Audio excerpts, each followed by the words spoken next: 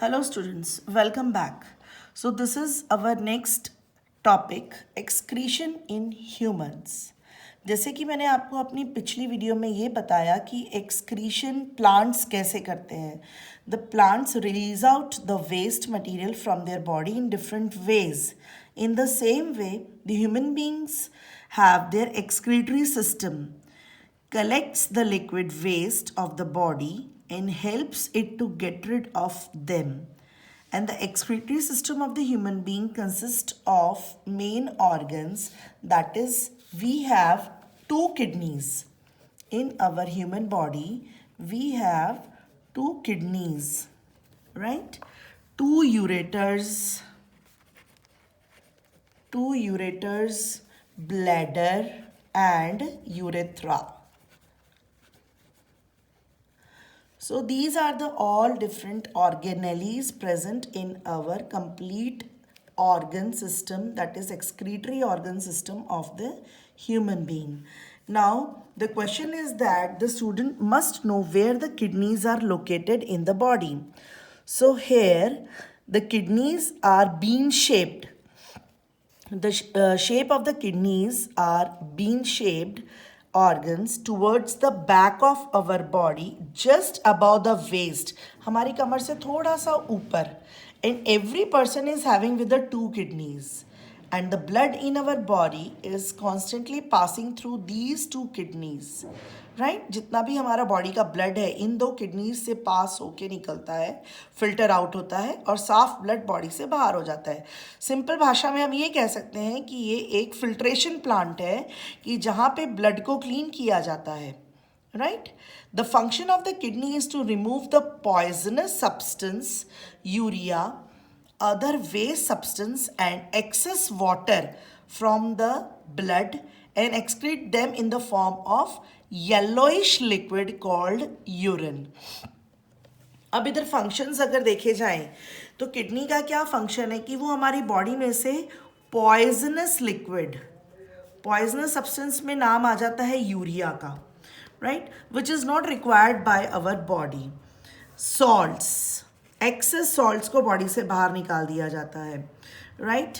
And water का कई बार reabsorption भी कर देती है बॉडी, जैसे कि वाटर को ज़्यादातर बॉडी से बाहर नहीं निकालती. Suppose if it is required and it is again and again reabsorbed by the kidney, right.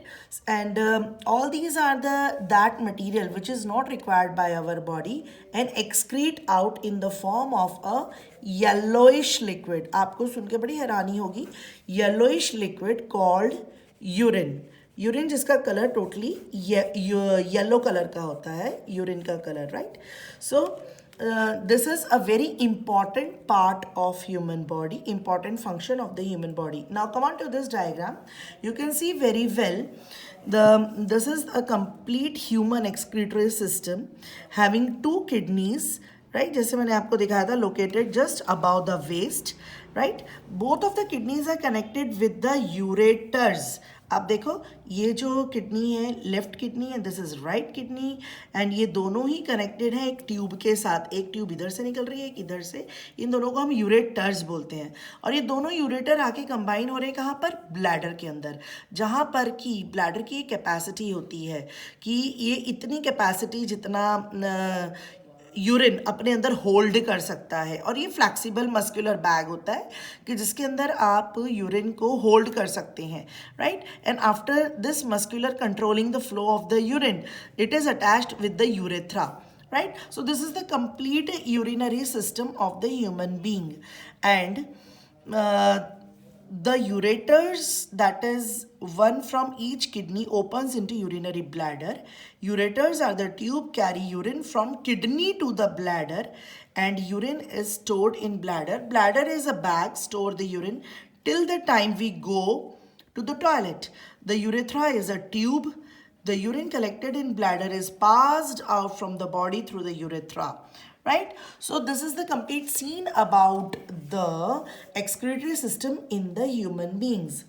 Now आप सोच रहे होंगे कि ये गोल गोल बीन शेप्ड जो किडनी है इसके अंदर ऐसा क्या होगा कि ये छलनी की तरह फिल्ट्रेशन प्लांट तैयार करता है। जैसे कि हम चाय को स्ट्रेन करते हैं, मिल्क को करते हैं, तो सारी जो उसमें वेस्ट है, जैसे छोटे बच्चे मलाई नहीं खाते हैं या और कोई डस्ट है या कुछ और भी है, वो सारा स्ट्रेनर के ऊपर आ जाता है, राइट, लाइक दिस ऐसे ऐसे ऐसे ऐसे। वैसे ही हमारी किडनी में भी, बीन शेप्ड किडनी के अंदर भी कुछ ऐसा है। We have some capsule shaped, we have some glomerulus, we have, है ना, कुछ ऐसे ट्यूब्यूल्स वाला सिस्टम है। Come on to this diagram, और this is the structure of complete kidney.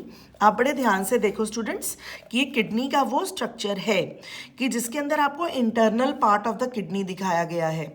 You can very well सी कि यहाँ पर एक ये स्ट्रक्चर आप देख रहे होंगे जिसको हम कहते हैं नेफ्रॉन्स, ठीक है। Each kidney is made up of large number of excretory unit called as the nephron. Large number का मतलब thousands तक भी जा सकता है। ये हमारी एक किडनी दिखाई गई है, इसके अंदर बहुत सारे नेफ्रॉन्स हैं जो कि अंदर लोकेटेड है। And this nephron has a cup shaped bag at the upper and. आप देख रहे होंगे यहाँ पर, आपको नज़र आ रहा होगा, ये कप शेप्ड बैग है जिसको हम बोमन्स कैप्सूल कहते हैं, ठीक है। ये पूरा ही ये जो पार्ट यहाँ दिखाया गया ना, ये नेफ्रॉन का, ये कंप्लीट नेफ्रॉन है, इसमें बोमन्स कैप्सूल है ये वाला part, and this is the tubule part of the nephron, ठीक है। And which is known as the Bowman's capsule. Lower end of the Bowman's is a tube called as a tubule part, right. And Bowman's capsule and the tubule together make up a nephron. ये दोनों combine होकर nephron बनाते हैं, ठीक। तो आप देख सकते हैं यहाँ पे, you can very well see the dirty blood enters through the renal artery.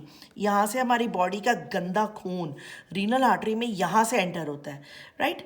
जैसे ही हमारी ये किडनी के अंदर एंटर हो गया तो अब ये नेफ्रॉन का काम शुरू हो गया। नेफ्रॉन ने, ग्लोमेरुलस ने अपना काम करना शुरू कर दिया। यहाँ पे छलनी के जैसे ट्यूब्यूल्स बहुत सारे होते हैं, ठीक है। They started filtering the dirty blood out here with the help of the Bowman's capsule and tubule. You can see very well see the urine collecting duct. ये है urine collecting duct, यानी कि जो वेस्ट है वो सारा छन के इधर आ गया है। ये देखिए आप ऐसे ऐसे करके, ठीक है। और यहाँ से जाकर वो कंप्लीट ये रास्ता कवर करके यूरेटर्स में एंटर हो के ब्लैडर के थ्रू यहाँ बाहर, ठीक है।